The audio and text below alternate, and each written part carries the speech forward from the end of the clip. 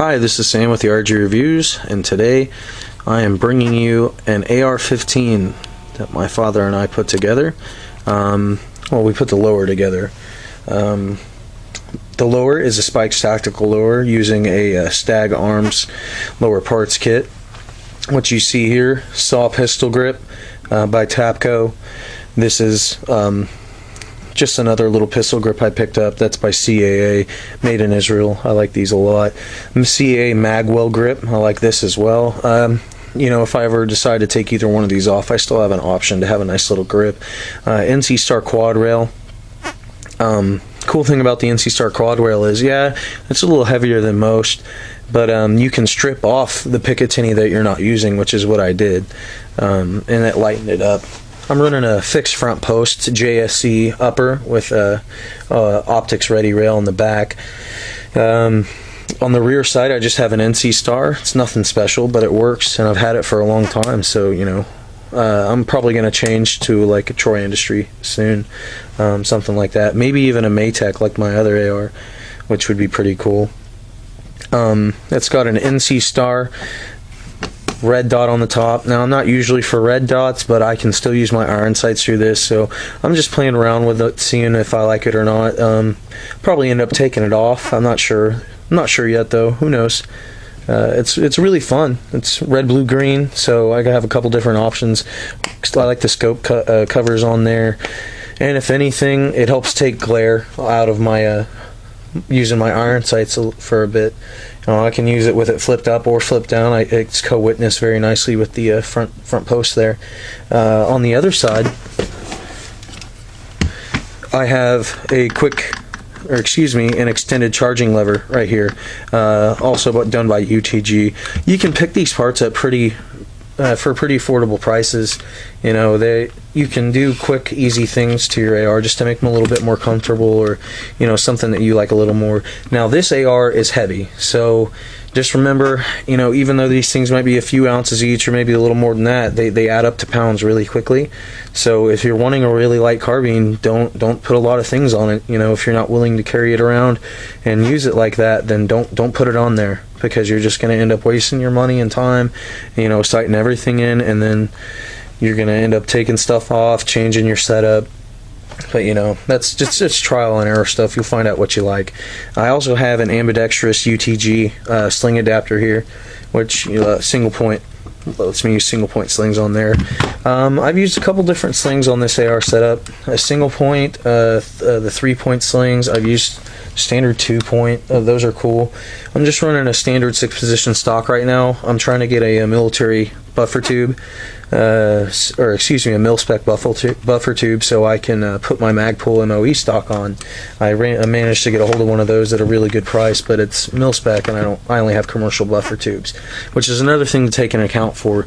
Some things on ARs come with, you know, in different styles, like mil-spec. A mil-spec buffer tube is not going to fit on a commercial buffer tube, and a commercial buffer tube isn't necessarily going to fit on a mil-spec buffer tube. Commercial is slightly larger, I believe. So it's just not going to work. So pay attention to that when you're buying different stocks. Make sure you can get the stuff you want, instead of going with one system and thinking it's totally interchangeable with the other things that you want. Sometimes that's not the case. You know, there's not too much to say about this. I thought about doing a carry handle, which those are some of the most robust style rear sights you can get. Just really, really solid. Oh, and as far as JSE goes, I love the JSE brand. I've played with quite a few of their uppers. They're great. They have good warranties, things like that. And as far as I know, I haven't heard a single complaint about JSE, and you can pick them up all over the place. But they're a really good brand. I've had a lot of fun with mine. You know, the only complaint I have is how the bayonet lug is.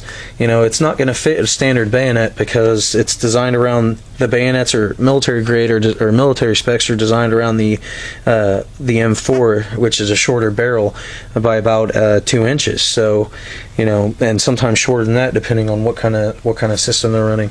But you know, your bayonet's actually going to rest back here on your rifle, since this is, you know, on a longer barrel, instead of resting in the in the muzzle brake there, or flash suppressor, whatever you want to call it. So if you're ever going to use a bayonet on one of these, which isn't likely, it would mar and scratch your finish up if you're running a standard 16-inch barrel AR-15.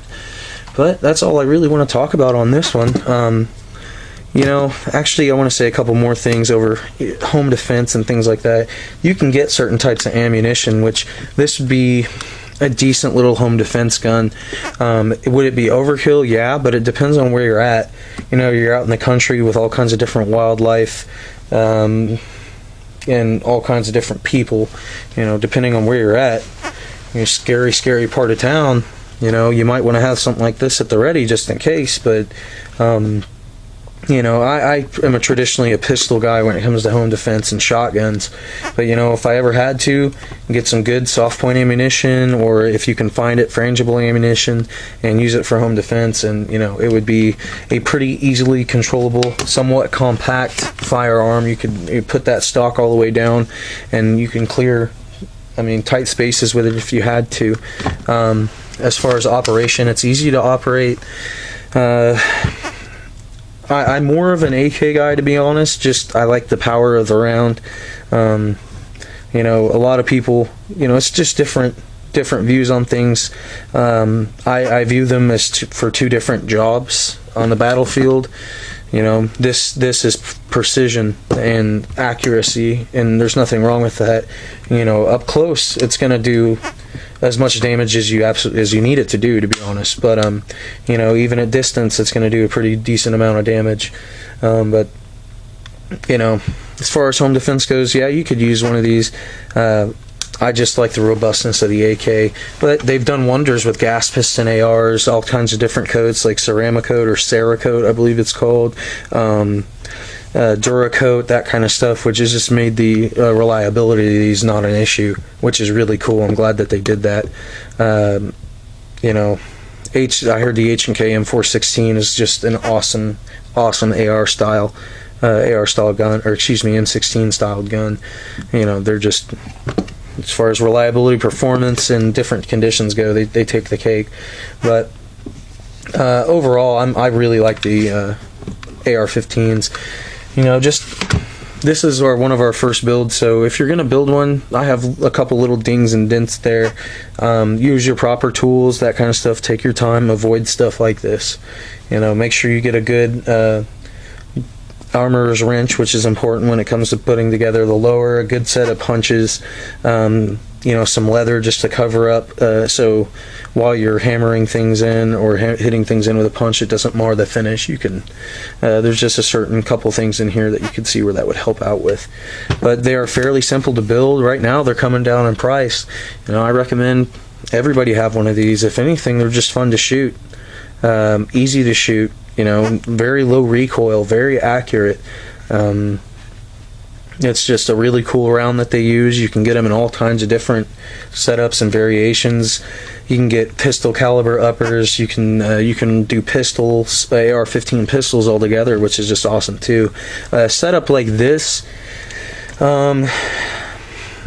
if you were to buy it off of somebody right now, it'd probably be like $1,200, depending on who you were getting it from and what they had into it.